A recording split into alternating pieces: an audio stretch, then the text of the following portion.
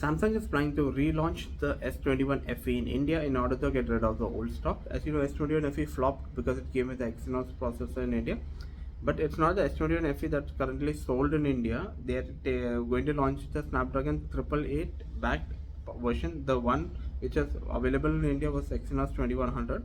Right now, the Exynos 2100 powered S21 FE is priced at around $400, 33,000 Indian rupees, while the 888 version will be launched with around 50,000 Indian rupees or $600 with the 8256 basis configuration.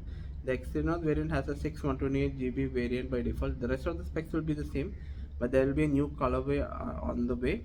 This Galaxy S21 FE running Snapdragon 888 was originally launched in early 2022 and was promised with 4 major updates.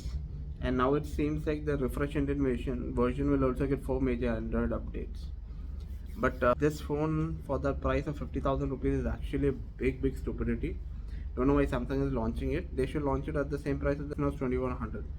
That is for 33,000 Indian rupees. But what to do? Samsung is the biggest smartphone maker in the world, and they still don't seem to understand why their phones flop.